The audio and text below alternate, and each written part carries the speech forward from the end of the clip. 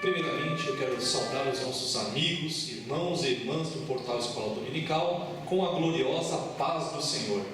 Mais uma vez estando aqui, Deus tem nos abençoado, tem nos dado mais esta oportunidade para fazermos mais uma abordagem do trimestre da Escola Dominical. E teremos o prazer de estar comentando com os irmãos sobre o segundo trimestre de 2015. Jesus, o homem perfeito, o Evangelho de Lucas, o médico amado. E mais uma vez temos o privilégio de estudar um livro da Bíblia, né? Tenho gostado bastante dessa alternância que a CPAD tem feito, né? O estudo de um tema e logo depois o estudo de um livro da Bíblia, né? E estaremos aqui juntamente com nossos irmãos nesta noite aqui da sede do Belenzinho, na rua Conselheiro Cotegipe, 273, em São Paulo. Está aqui conosco 13 também queremos ouvir uma saudação. Pastor José Serafim, é um prazer tê-lo aqui esta noite. Amém, obrigado. Agradeço a Deus e aos irmãos por proporcionar essa oportunidade de podermos fazer um comentário, uma abordagem sobre o segundo trimestre deste ano. É difícil de falar qual dos trimestres o assunto é mais empolgante. É muito difícil. Mas esse que vamos agora estudar, o Evangelho de Lucas, onde ele apresenta Jesus como homem perfeito, é uma riqueza muito grande. E esse Evangelho vale, aliás, diga-se de passagem, que é o único escritor da Bíblia que não é judeu. Mas o seu Evangelho é profundo, tem muito o que ensinar e tem uma doutrina muito preciosa para todos nós. Que nós cresçamos na graça e no conhecimento do nosso Senhor com mais um estudo desse trimestre. Também um abraço aos nossos prezados irmãos que estão em contato conosco e que vocês possam desfrutar a bênção deste estudo também em nome de Jesus. Obrigado. Muito obrigado, pastor. Conosco também, evangelista, Dr. Caramuru Afonso Francisco.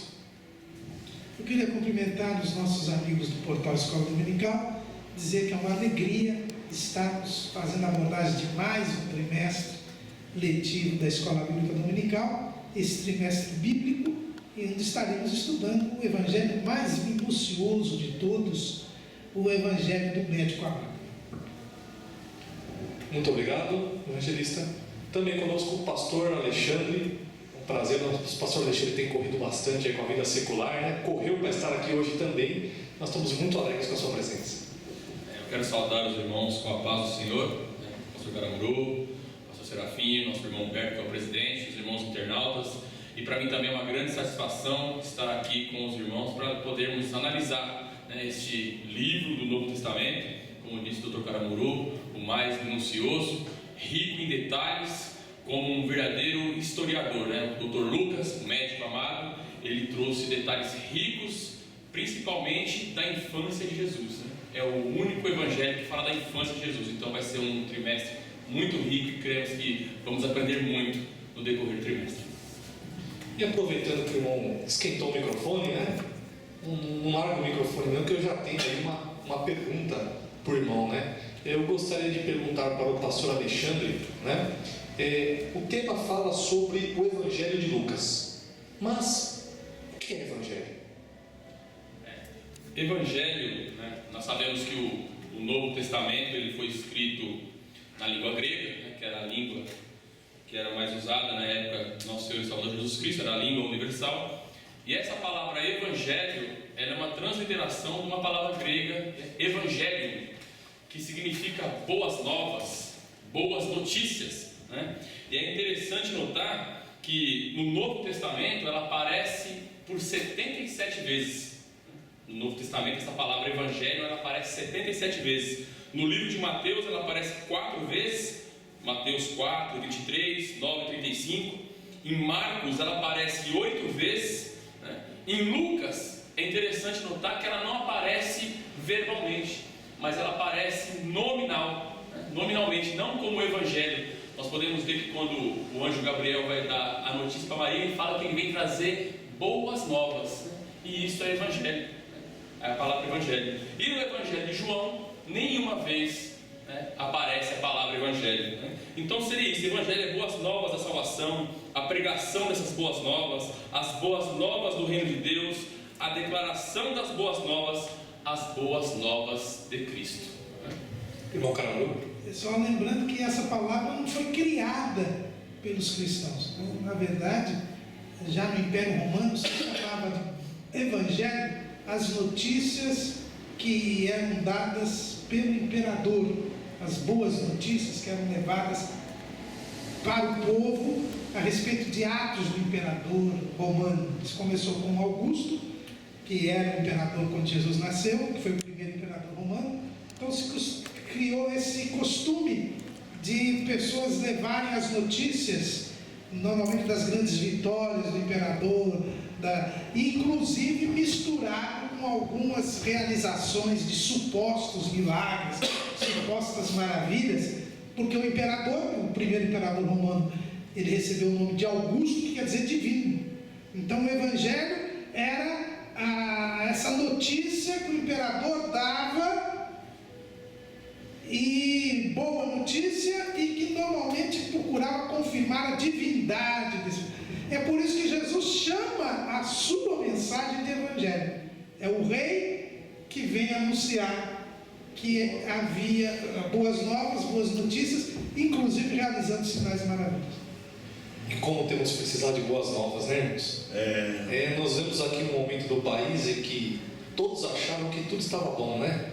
E agora temos uma sequência de más notícias. E a palavra de Deus vem para aquecer os nossos corações. E do governante, né? Mas estaremos estudando. Está faltando evangelho. Mas estudaremos o evangelho do verdadeiro governante prometido por Deus para o homem, né? Que bênção, né? Esses próximos meses que sobrevirão para a igreja aqui no Brasil. Humberto, só para concluir também aqui, é interessante notar que hoje, né, nós conhecemos o Evangelho de Mateus, né, Evangelho de Jesus Cristo, segundo Mateus, Evangelho de Jesus Cristo, segundo Marcos, mas isso só começou depois dos pais da igreja, né? Depois de Clemente, depois de Justino, que começou a dar o nome a esses livros de Evangelho. Que bênção. Agora vamos continuar com o nosso evangelista Caramuru, e sabemos que são 4 evangelhos, né? Também conhecido como evangelhos sinóticos, né? Fala um pouco para a gente, evangelista Caramuru, por que 4 evangelhos? É uma crítica que inclusive os muçulmanos gostam muito de fazer. Eles dizem que a Bíblia, o Novo Testamento, tem menor credibilidade do que o Alcorão, porque o Alcorão é a mensagem do único e verdadeiro Deus, e é uma mensagem só. E o Novo Testamento traz mensagens de 4 mensagens. Por que 4? Porque não teria credibilidade 4 mensagens. Por que 4? E a gente pode, em primeiro lugar, mostrar que são 4 evangelistas que do Espírito Santo inspirou 4, precisamente para que não houvesse dúvida quanto à veracidade. O Alcorão fala isso, mas no próprio Alcorão é dito que o testemunho de um só não é bastante, não é verdadeiro. A Bíblia, e aliás o Alcorão copia da Bíblia isso, né? Lá em Deuteronômio, no capítulo 17 e no versículo 6, nós encontramos uma entre muitas passagens que diz assim: por boca de 2 testemunhas ou 3 testemunhas será morto o que houver de morrer, por boca de uma só testemunha não morrerá. E esse princípio é repetido em o Novo Testamento. Lá em Hebreus capítulo 10, versículo 28, nós encontramos: quebrando alguém a lei de misericórdia, morre sem misericórdia. Quebrando alguém a lei de Moisés, morre sem misericórdia, só pela palavra de 2 ou 3 testemunhas. Então, se Deus determinou na lei que 2 ou 3 testemunhas eram necessárias para comprovar a verdade, ele não podia ser contraditório e somente inspirar uma pessoa para relatar o ministério terreno de Jesus, a vida terrena de Jesus. Então, por isso que ele coloca. E ele não coloca 2 ou 3, ele já coloca 4, para ficar bem demonstrado isso. Se bem que, dos 4 evangelhos, 3 são chamados sinóticos. que fazem um resumo da vida de Jesus. O Evangelho de João ele é um pouco diferenciado, porque ele é um relato para comprovar por os 7 sinais que Jesus é o Filho de Deus. Então, o primeiro motivo para ser mais de um é porque Deus não é contraditório. E se Deus disse que as testemunhas têm que ser plurais, 2 ou 3, para que se comprove a veracidade, ele teria que inspirar pelo menos 3, e ele inspirou 4 para escrever. Então esse é o primeiro motivo. Mas eu expliquei, e esse motivo explica por que são mais de um, mas não explica por que são 4. Porque Deus já tinha, na lei também, demonstrado que seriam 4. E onde? Lá, quando ele fala do tabernáculo, nós sabemos, o escritor aos Hebreus diz que a lei é a sombra dos bens futuros. E nós podemos ler lá em Êxodo, capítulo 26, versículo 31. Quando se fala do tabernáculo, diz assim: depois farás um véu de azul e púrpura e carmesim e de linho fino torcido com querubins de obra-prima se fará. Isso se repete depois no capítulo 36, né? Porque aqui no capítulo 26 é o modelo que Deus dá a Moisés, e no capítulo 36 diz a construção que foi de acordo com o modelo que Moisés disse.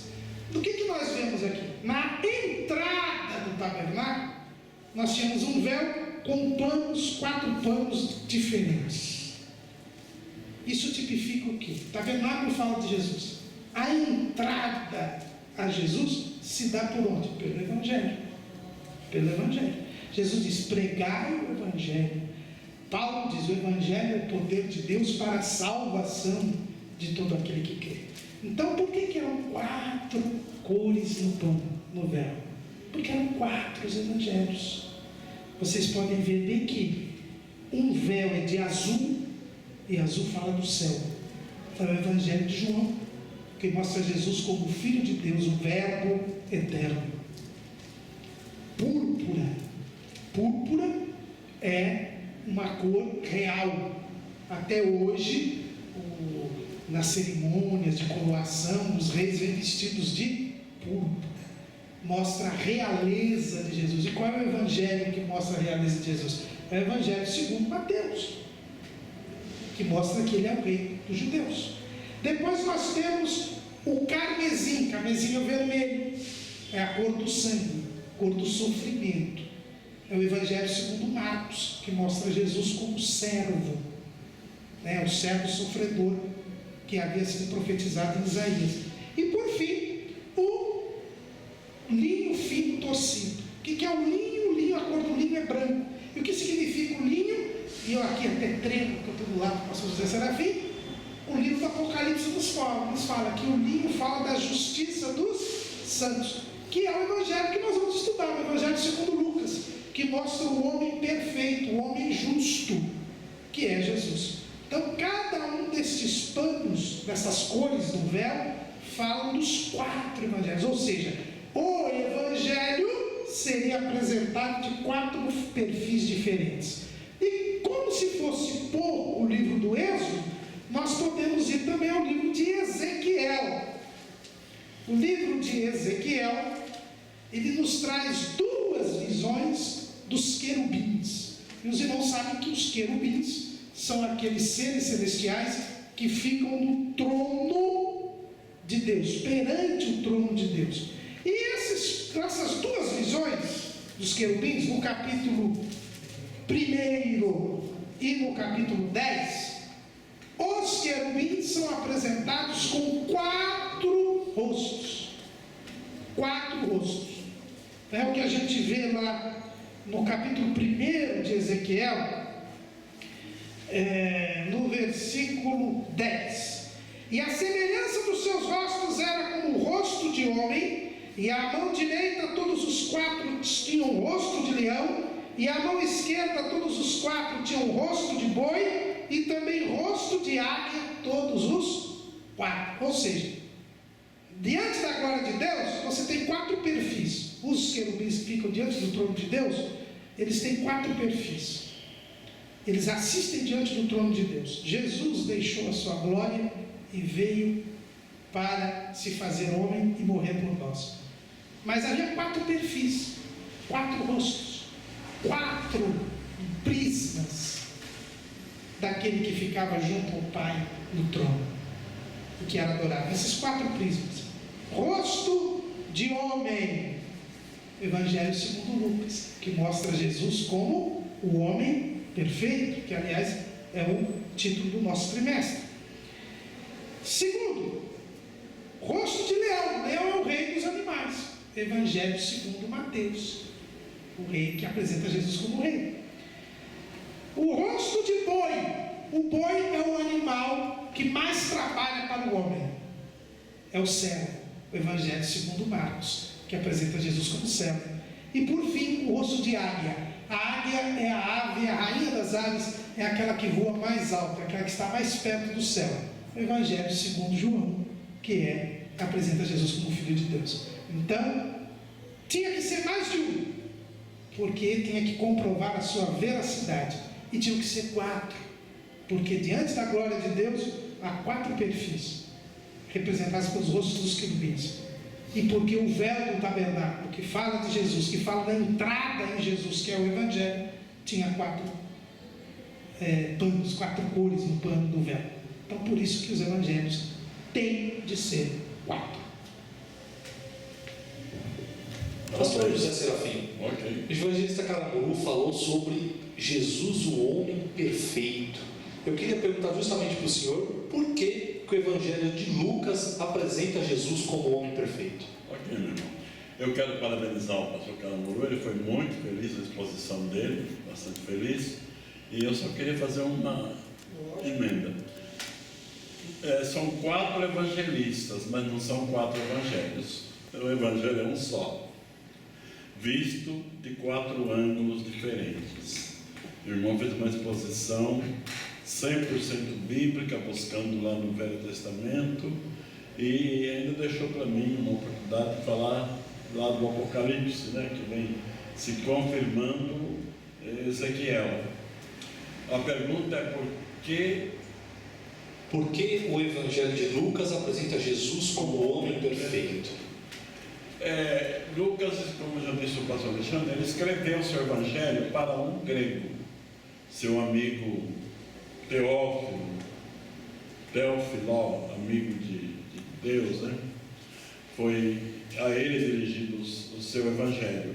Diz uma tradição cristã, que pela leitura do evangelho de Lucas e de Atos dos Apóstolos, esse Teófilo se tornou cristão. Isso é uma tradição que diz, é provável que tenha fundamento, né? Agora, por que ele apresenta Jesus como homem perfeito? Os gregos procuravam um homem perfeito. Sabemos que os gregos cultuavam muito o corpo, eles davam muito valor à estrutura física, mas era difícil encontrar um homem perfeito. Ou ele tinha uma boa estrutura física e uma memória pequena, ou ele era muito inteligente e tem uma deficiência física. Então era difícil encontrar um homem perfeito. Lucas encontrou em Jesus o homem perfeito, tanto fisicamente como mentalmente. A sabedoria de Jesus, a sua capacidade e a sua força física. Ele era... Ora, quando nós lemos a história da sua crucificação, depois do açoite terrível, depois de passar uma noite sem se alimentar, maltratado, já ensanguentado, conseguir subir um morro, levando uma cruz nas costas, precisava ser muito forte. Eu até acho engraçado que diz que Pilatos admirou-se que Jesus já tinha morrido. Mas como você admirou? Será que não tinha um pouco de inteligência? Só o açoite quase que era suficiente para matar uma pessoa. E além do açoite, a falta de alimentação, e além disso, a zombaria, e ainda subir no morro com uma cruz nas costas. Então ele apresentou Jesus como um homem perfeito em todos os detalhes. E, como o irmão citou, o Dr. Calamuru citou Ezequiel 1 e 10, mostrando as 4 faces daquele querubim, ela volta a ser falada em Apocalipse, capítulo 4, versículo 7, quando João viu 4 animais perante o trono de Deus. O primeiro era leão, até está na mesma ordem dos evangelhos. Primeiro leão, Mateus. Segundo servo, Marcos. Eu não vou explicar detalhe, porque o Dr. Calamuru já explicou. O terceiro, homem, Lucas. O quarto, marca voando, uma ave das regiões celestiais, o Evangelho de João. Então, Lucas diz que fez uma curada investigação. Ele era um médico, um homem, portanto, inteligente, um homem culto. Os gregos davam muito valor à cultura. De lá foi o berço da filosofia, né? Grandes filósofos vieram da Grécia. Então ele era um homem capacitado, culto, escrevia muitíssimo bem, a sua redação é bonita. O Evangelho de Lucas é um evangelho gostoso de ler, porque a redação dele é bonita, é gostosa, e ele realmente foi fundo, ele foi detalhista, mostrando Jesus. Veja que até a genealogia que ele mostra é muito interessante, porque pela genealogia prova a humanidade de Jesus, a sua árvore genealógica. E ele é diferente de Mateus na genealogia. Mateus tem a genealogia ascendente. Lucas tem a genealogia descendente. É o contrário, né? E Mateus vai até Abraão. Lucas vai até Adão. E Adão de Deus. Então ele prova aí Jesus Deus e Jesus homem ao mesmo tempo, tanto pela sua origem divina como pela sua árvore genealógica.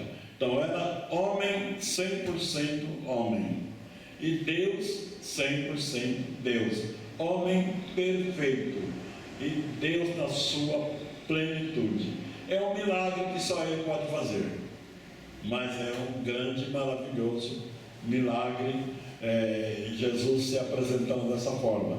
Então, vamos fazer um estudo de cristologia, estudar a pessoa de Cristo na sua apresentação através do Evangelho de Lucas, que é um evangelho gostoso de ler, gostoso de falar sobre ele e que encerra grandes ensinamentos para nós.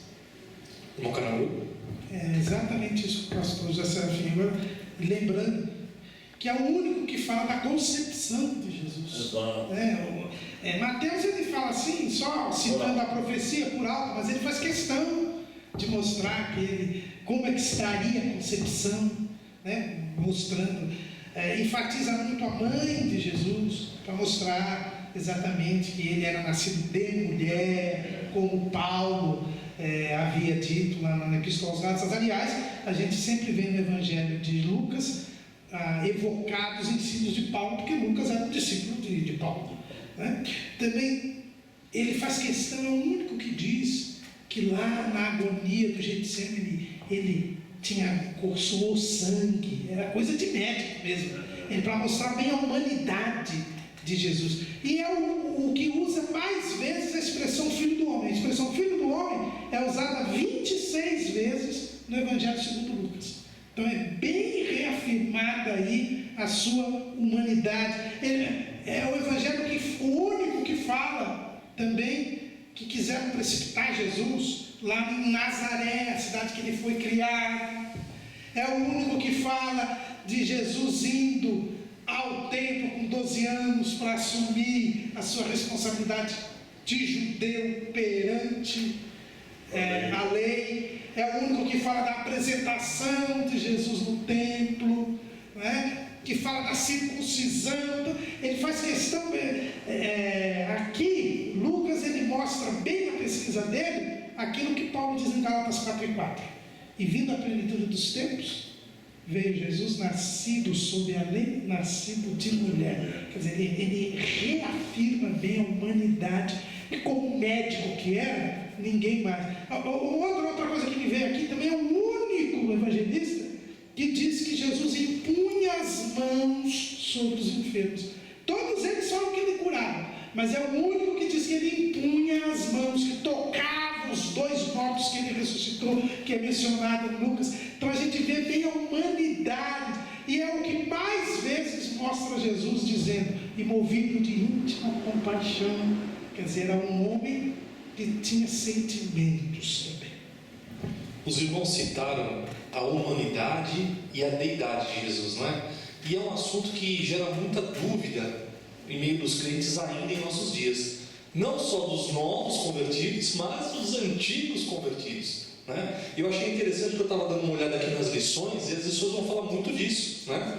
As lições vão falar, por exemplo, sobre a humanidade de Jesus na sua infância, vão falar sobre a humanidade de Jesus quando ele é tentado, né? Como ele lidou com isso, né? Então tem muito a ver para nós hoje. As lições vão falar sobre o relacionamento dele com os discípulos, o relacionamento dele com as mulheres, com o próximo, né? Mas o relacionamento de Jesus com o dinheiro, né? Eu acho que essa lição aqui, irmão cara, na lição 10, acho que a gente pode pular, né? Jesus e o dinheiro, eu acho que é melhor pular, né? Mas, e também a lição fala sobre a divindade de Jesus, né? Nós vamos ter temas aqui, como sobre a ceia, sobre a morte, sobre o poder de Jesus, sobre as doenças, né? Então achei bastante interessante que esse trimestre vai ser importante para nós entendermos e estudarmos que Jesus era homem e também era Deus. O senhor ia falar alguma coisa, pastor? Foi o que o pastor Serafim falou, né? É um trimestre de Cristologia. Cristologia. Pastor, isso mesmo. Mais uma pergunta para o senhor. O senhor já está com o microfone aí, já está preparado, né? Eu comentei aqui agora há pouco que nós vamos estudar também sobre o relacionamento de Jesus, tanto com seus discípulos, mas também com as mulheres que o ajudaram, né? Qual é o papel da mulher no Evangelho de Lucas? É interessante, porque nos dias de Jesus a mulher era relegada na sociedade, era desprezada. E dizem até alguns que era costume dos rabinos e dos fariseus orarem. Não diz não, até hoje, tem a oração matutina, é assim. Ainda continua, não é? Não aprenderam ainda, né? Não aprenderam ainda. Graças te dou, Senhor, porque não nasci gentil e nem mulher. Gentil escravo. Gentil, escravo e mulher. São 3 qualidades, 3 especificações que agradecem a Deus por não ter nascido. Olha, para mim é tanta falta de inteligência que se não fosse a mulher, ele não existia. Não é verdade? Não existia.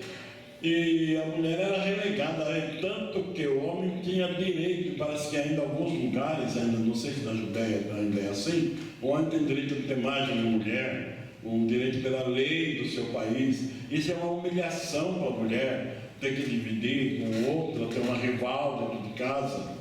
E a mulher era desprezada, não se via um judeu conversar com uma mulher em público. A mulher tinha que andar sempre atrás do marido, não podia andar do seu lado, pegar no braço, tinha que andar atrás dele, como sua serviçal.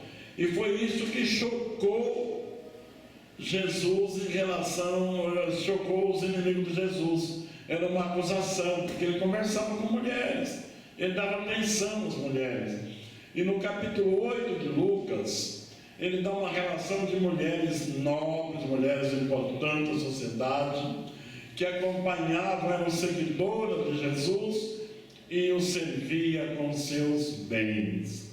Ela colocava à disposição de Jesus e do seu ministério seus recursos financeiros. As mulheres tinham por Jesus um amor muito grande, porque ele nunca as distratou. Quando nós pensamos naquela mulher adúltera que João fala sobre ela,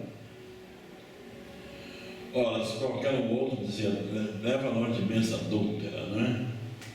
Mas Jesus fez questão de ficar sozinho com ela e dizer, ninguém te condenou? Ninguém, Senhor. Eu também não te condeno, vai-te em paz.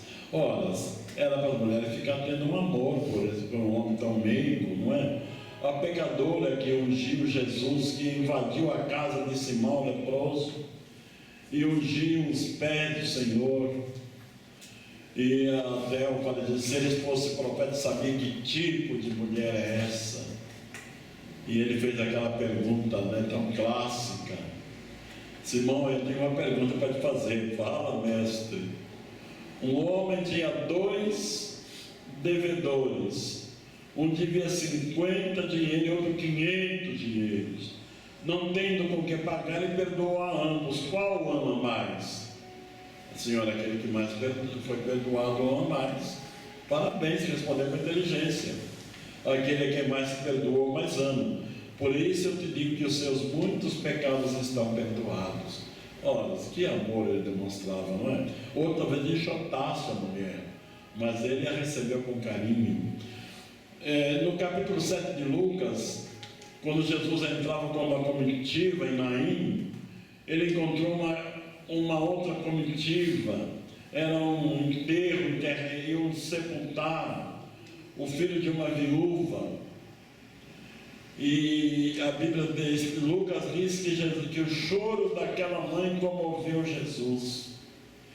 E ele chegando, quando Jesus botou aquela mulher, ele pôs a mão, tocou no esquife, ressuscitou. Antes se dirigiu a ela, né? Primeira, não chores. Não chores. É comum, né, quando tem alguém morre um ente querido, os pais falam, não chora, fulano. Mas se não chora, já virou, né, coisa, não tem valor nenhum. Parece que vai precisar chorar mais ainda. Mas a palavra de Jesus é diferente. Não chores, porque eu vou fazer alguma coisa. Não chore, porque você vai ter teu filho de volta. Eu acredito que aquela palavra já entrou no coração daquela mãe. Disse, não chores, mulher. Era Jesus falando. E ele toca no esquife, o moço senta e ele devolve vivo a sua mãe. Que amor! Essa mãe passou a amar a Jesus? É claro que sim, não é? E assim nós temos vários exemplos, Lucas mostrando o seu carinho com as mulheres, a sua atenção com as mulheres, ele valorizando as mulheres. A viúva que deu a sua última oferta, aquela oferta da viúva pobre, como Jesus se compadeceu dela e elogiou a atitude dela. Então Lucas faz questão de mostrar como Jesus quebrou o costume, quebrou o hábito que existia entre o judeu, que era já tradicional, de menosprezar a mulher. Jesus mostrou que elas merecem ser respeitadas. Eu às vezes já fiz algumas pregações dizendo que o homem tem 1000 razões de amar a Jesus, mas a mulher tem 1001. Eu até pregava em uma igreja, na cidade do interior de São Paulo. Quando eu falei isso, o pastor falou, eu nunca ouvi falar isso, pastor Serafim, então você está ouvindo pela primeira vez. Mas é verdade. Nós, os homens, machos, tem motivo para amar a Jesus muito. Eu ia para o inferno se Jesus não me salvasse. Eu ia para o inferno se ele não me libertasse. Eu amo muito. Mas a mulher, se hoje tem direito na sociedade, se hoje a mulher é respeitada, ela deve agradecer a Jesus. E os países cristãos são os países que mais honram as mulheres. Os países que não são cristãos, a mulher continua escrava, continua maltratada, continua considerada como elemento de segundo grau e de menos valor. Então Lucas mostra o carinho e o amor que Jesus tinha para com as mulheres, e elas o serviam com alegria. Mocrano? Só lembrando disso tudo que o pastor falou, e lembrando que o Evangelho de Lucas já começa mostrando um sacerdote incrédulo e 2 mulheres, uma mulher prudente, que era Isabel, que foi a primeira pessoa que é cheia do Espírito Santo. A segunda, né? Porque a primeira foi o João Batista, mas a primeira que pôde vir, que já tinha nascido, que foi cheia do Espírito Santo, não é o sacerdote, é Isabel. E mostra um contraponto do sacerdote incrédulo e da mulher crente, que era Maria. É verdade, tudo bem. Então talvez o segredo, né, pastor, não seriam tantas leis, né, para defender a mulher, são importantes, mas talvez o segredo seria uma nação convertida, né? A mulher seria plenamente respeitada. Jesus deu à mulher o seu devido valor, não é? Porque não é questão do sexo que desvaloriza uma pessoa. A mulher também foi feita por Deus. E diga-se de passagem, não é? Deus judiou um pouquinho de Adão, não é? Quanto tempo ele esteve sozinho, não sei. Eu até já disse em algumas prédicas que eu fiz. Por que Deus não deu a Eva logo para o Adão? Por que ele já não fez a Eva logo? Quanto tempo ele ficou sem a Eva? Não sei. A Bíblia não fala. Mas uma coisa que dá para entender é para ele valorizar depois a presença dela, não é? Ele já sentiu o amargo de viver sem ela. Agora com ela era uma maravilha. Eu até, a minha mente, né, vai longe, não é? Quando ele acordou da anestesia, que viu aquela coisa linda na frente dele, né? Diferente um pouquinho, mais semelhante a ele. O que é isso, Senhor? Isso é a tua mulher, do direito da tua costela. Eu tenho a impressão que já foi até... Calma, Adão, calma. Vai devagar, vou fazer o casamento primeiro, depois vocês entendem, não é? Então, ela veio alegrar o jardim do Éden, veio alegrar aquele homem que se sentia sozinho. E até hoje a mulher continua sendo muito importante. E não nos esqueçamos que a Bíblia apresenta a igreja como mulher. No capítulo 12 de Apocalipse, a mulher vestida do sol, revestida de Cristo, tendo a lua, a lei já debaixo dos pés, já passou, já está acima da lei, e agora revestida com a graça de Jesus. Então a mulher para Deus é importante. Jesus, sabendo disso, valorizou a mulher. Que bênção, né? Eu tenho mais uma pergunta ainda para o pastor Alexandre. Enquanto isso, os irmãos sabem que eu sempre peço para os irmãos escolherem pelo menos uma lição no final, né? Que os irmãos têm mais afinidade, o porquê. Vão dando uma olhadinha aí, enquanto eu falo com o pastor Alexandre. E foi falado aqui, né, do Evangelho de Lucas, e está no subtema da nossa revista, diz que ele é um médico amado. Eu queria perguntar para o senhor que características no Evangelho de Lucas mostram, apontam para ele como sendo um médico amado. Nós já começamos com o Evangelho de Lucas na leitura, na narração do nascimento de dois bebês importantes, né? Isso é coisa de médico, né? Detalhou o nascimento deles. Mas uma coisa que me chama muito a atenção no Evangelho de Jesus Cristo que Lucas escreveu é justamente o que o Dr. Caramuro falou na questão dos enfermos, né? Ele detalhava a compaixão que Jesus Cristo tinha, né, com os enfermos. Chegou até a descrever que Jesus Cristo suou gotas de sangue. Então nós vemos ali que ele dá uma atenção muito grande nessa questão da enfermidade, das pessoas que sofriam flagelo, né? E ele dá essa ênfase, né, na compaixão que Jesus Cristo tinha, nas coisas de médico, né? E o mais interessante, que o outro livro que nós lemos dele, em Atos dos Apóstolos, o Dr. Caramuru disse aqui que ele era discípulo, né, de Paulo.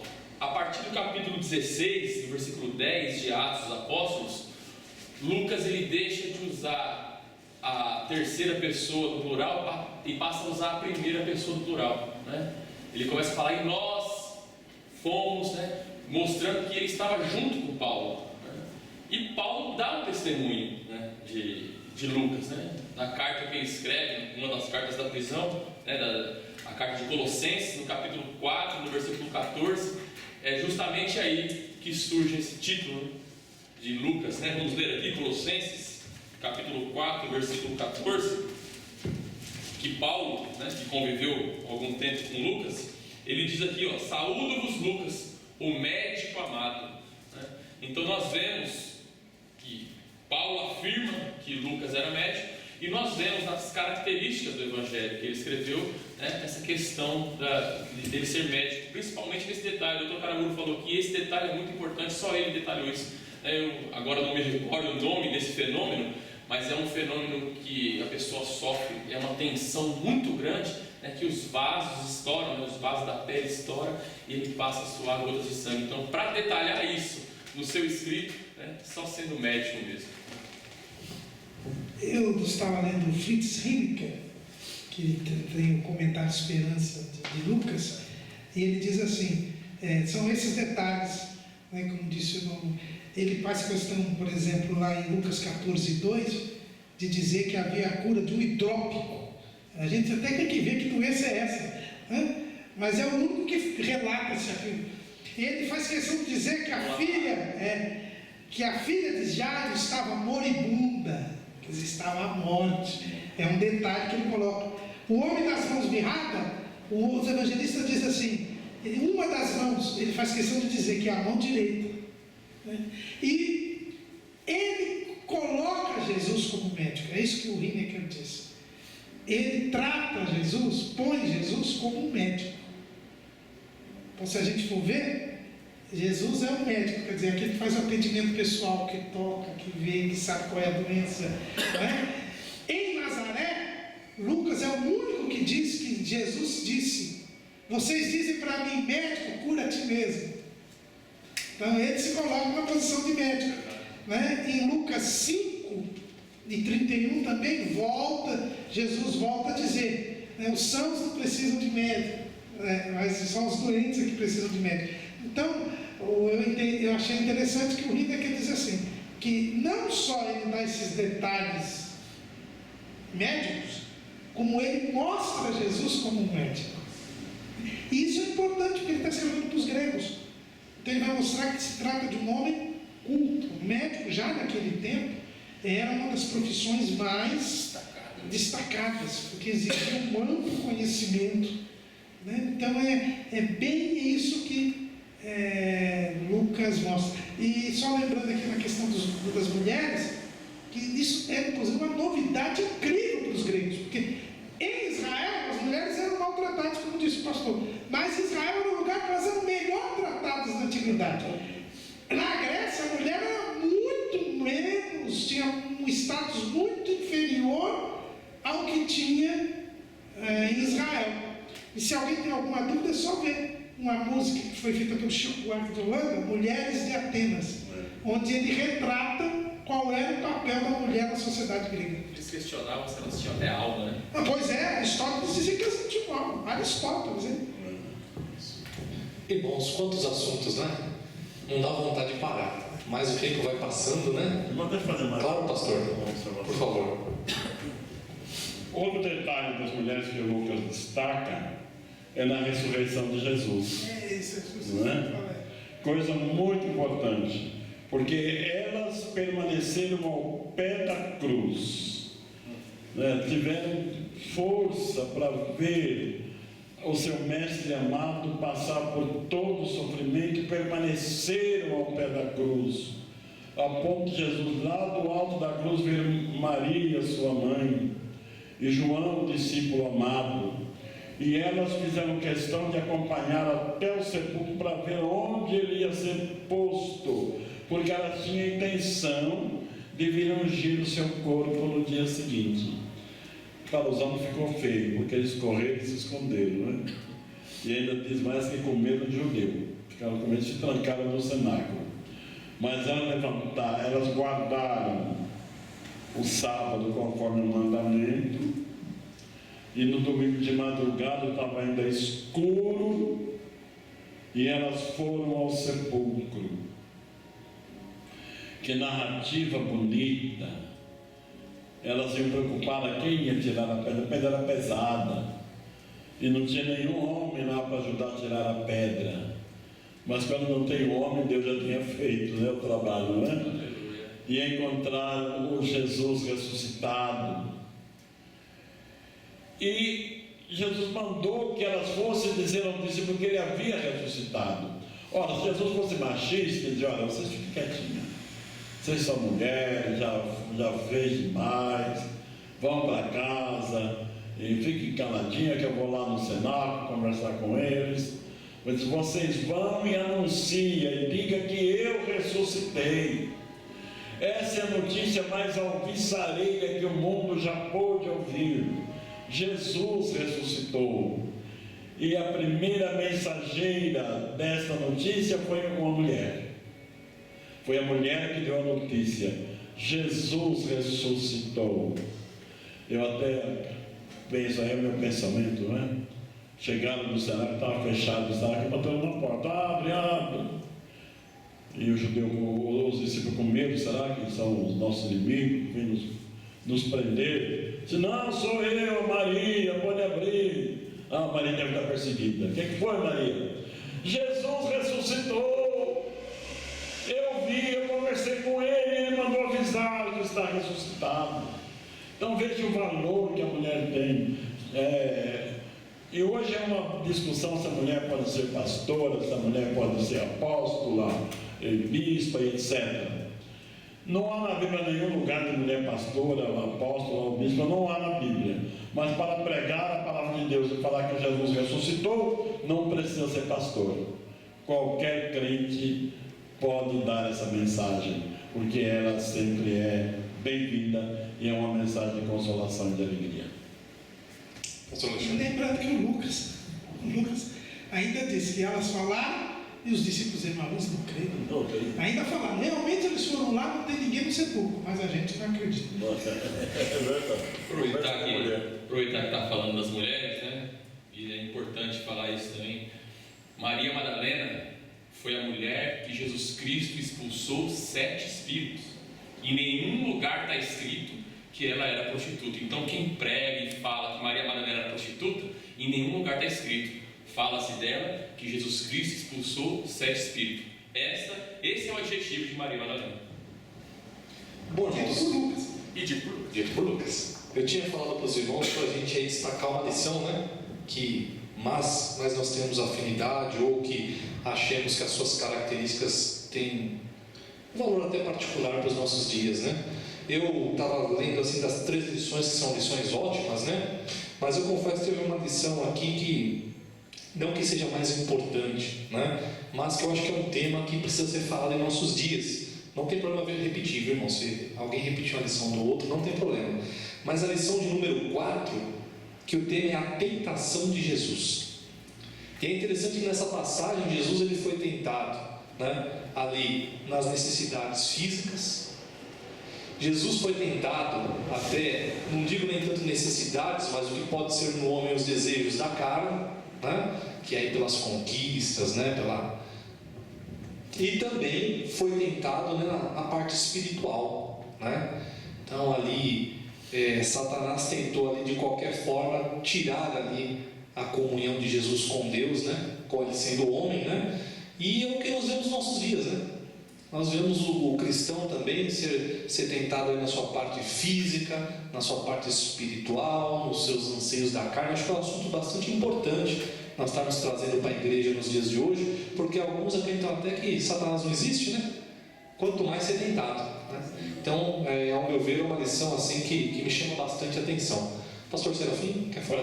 Eu gostaria de frisar um pouco sobre a lição 3, a infância de Jesus, mas antes eu queria fazer uma observação sobre o seu comentário. Sim.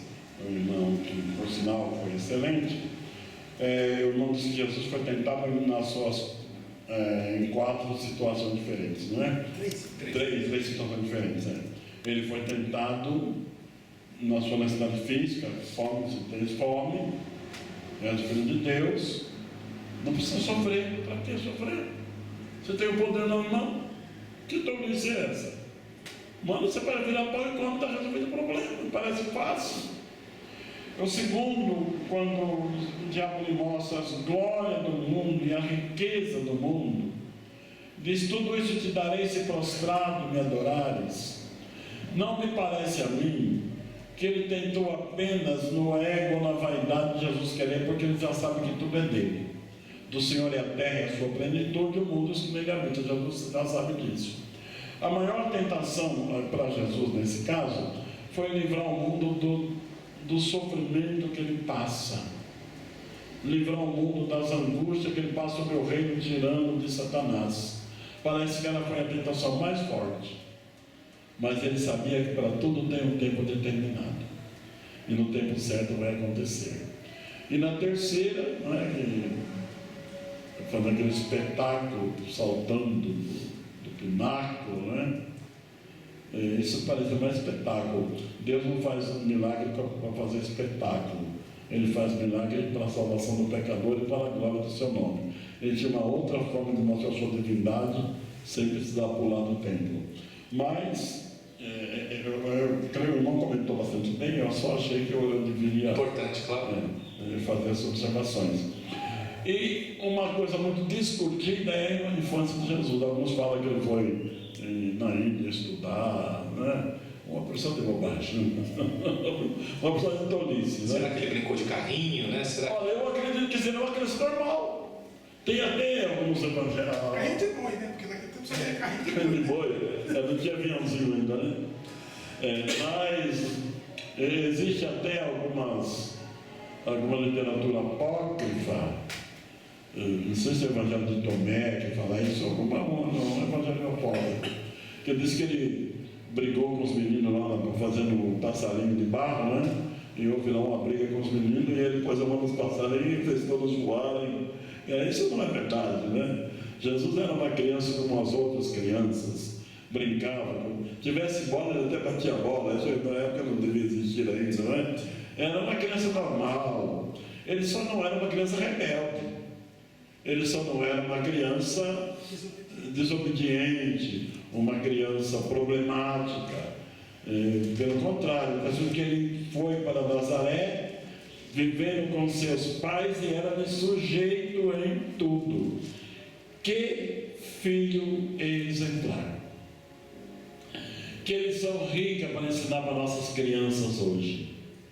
Quando o meu netinho, que eu estava com 14 anos, quando ele completou 12 anos, eu chamei minha esposa e ele, falei, vamos ler uma passagem da Bíblia, quem vai ler vai ser você, eu vou quem escutar você ler. E mandei ele ler Jesus com 12 anos, no templo ensinando os doutores. Ele, olha meu filho, com a tua idade. Aí eu convidei meu filho, entrega teu coraçãozinho para Jesus agora. E o menino chorou lá, que desceu os olhinhos dele.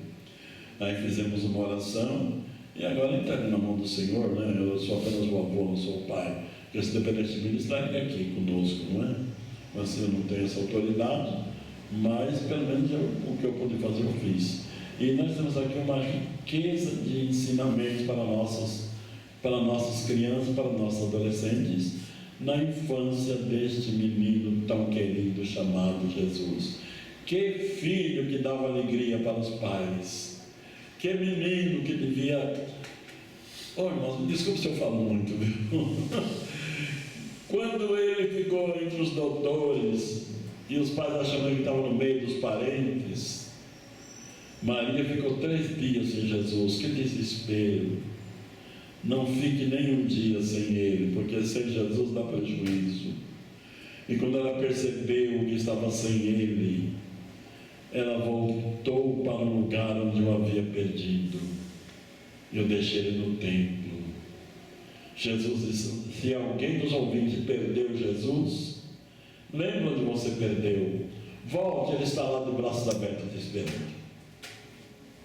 Irmão Caramaru, seu destaque das 3 lições? São lições muito maravilhosas, mas eu gostaria de destacar aqui a lição 9, que fala sobre as limitações dos discípulos. Lucas apresenta Jesus como homem perfeito, mas os discípulos não eram perfeitos. Os discípulos precisavam de Jesus. E Lucas vai mostrar várias limitações desses homens, né? Até aqui na lição, os tópicos dessa lição aqui, só para os irmãos terem uma ideia, não é? Os discípulos são pessoas que apresentam dúvida e precisam de fé. Os discípulos são pessoas que querem ser os maiorais, brigaram porque querem os maiores, e Jesus não diz que o maior ali é ele, não é? Jesus tinha discípulos que eram avarentos, pedindo para Jesus resolver um problema de herança, e Jesus mostra que não podemos ter esperança nos bens materiais. Jesus diz a respeito de discípulos ansiosos e discípulos que tinham dificuldade em perdoar. Então Lucas mostra que Jesus é o homem perfeito, mas os seus discípulos precisam de Jesus para chegar à perfeição. Muito importante. Pastor Alexandre, seu destaque? a lição, acho que é a lição 10, que é depois da lição 9, Jesus e o dinheiro. Mas essa nós não tínhamos combinado de cortar? Mas não tem como cortar, sabe por quê, irmão? Porque hoje a situação do país, nós temos uma corrupção terrível. Mas se fosse só na Petrobras, estava bom. Então, essa lição é muito importante porque nós vemos dentro da igreja essa questão do dinheiro. Eu não vou falar dos pregadores itinerantes, não vou falar, né? Isso aí deixa para o Dr. Caramulo falar depois, mas nós temos que aprender com Jesus a respeito do dinheiro. Paulo ele nos dá uma lição muito importante na carta que ele escreve a Timóteo, né? Se a gente tiver comida e vestimenta, para a gente estar contente com isso. E Jesus Cristo falou uma frase, Paulo cita ela em Atos, eu procurei na Bíblia inteira, acho que foi no particular que ele teve com Jesus Cristo, que Jesus Cristo fala que mais bem-aventurada coisa é dar do que receber. Então muitos dos nossos irmãos não estão entendendo esse versículo, eles só querem receber, receber, receber, e o dinheiro está levando muitos à corrupção, muitos ao esfriamento, e essa lição vai ser uma lição pertinente, muito importante para tratar, inclusive com alguns jovens que têm alguns pregadores de renome aí como pessoas de ícone, né? Como referência, né? Como referência, e não é isso que Jesus Cristo nos ensina com o dinheiro. E é bom lembrar que Lucas mostra Jesus como homem e mostra que Jesus precisava de dinheiro, tanto que as mulheres sustentavam o ministério dele com as fazendas. Então não é teologia da pobreza, não é voto de pobreza, não. Jesus precisava do dinheiro, mas não amava o dinheiro. E é isso que o Evangelho mostra. Tanto que tem tesoureiro. Tinha tesoureiro, precisava do dinheiro, mas eu ouvi um pregador esses dias falando que Jesus Cristo tinha uma mansão em Cafarnaum. Mas essa nós vamos deixar para o Moncaramuru, né? Essa nós vamos deixar para o Moncaramuru. Irmãos, estamos chegando ao final da nossa mensagem. Por favor, pastor. Eu quero aproveitar esse tempo e avisar nossos internautas que eu tenho prazer e alegria se vocês me derem a honra de me assistirem amanhã no programa Vejam Só, na Rede Internacional. Já vai ter sido postado, viu, pastor? Já vai ter acontecido o seu programa, porque nós vamos postar no final de semana e o seu programa já é amanhã. Meu programa já é amanhã. Não vai dar tempo dos internautas verem. Então me desculpe. Mas fica aí a dica, né? O pastor tem participado bastante, né? Bastante. Do programa Vejam Só ali, grandes debates têm ocorrido e o senhor tem usado poderosamente o pastor ali para defender esse evangelho, né? E amanhã estarei falando sobre o seguinte tema: o que nós esperamos mais, o que é mais provável que aconteça? Um grande avivamento mundial ou uma grande apostasia? Eu acho, e o que eu falei com o Dr. Caramulo, que eu perguntei para ele tem a mesma visão minha. É mais provável que haja apostasia do que avivamento. Queria agradecer a presença dos irmãos. Não foi fácil, né? Todos nós estamos aqui hoje, muitos trabalhando aí, né? Irmão Rogério, que não costuma aparecer muito para os irmãos, mas está ali por trás da câmera. Às vezes eu olho para ele assim, a cara de cansado, trabalhou o dia inteiro, né? E na banca, né, irmão Rogério? Acorda cedo, né? Mas Jesus tem aí abençoado os seus servos, dando força, dando vigor. Eu quero continuar pedindo para os irmãos que orem muito por esse trabalho, porque, irmãos, quando eu acho que vai acabar os problemas, surgem novos e maiores ainda, né? Só Deus, né, em nossas vidas, para poder nos ajudar a continuar nessa caminhada do ensino da palavra de Deus. E as orações dos irmãos são de grande valia para que o Senhor venha aí a nos dar vitória. Quero dizer para os irmãos que em breve, permitindo Deus, estaremos colocando no ar um novo portal Escola Dominical, um portal remodelado, com novas ferramentas, atualizado.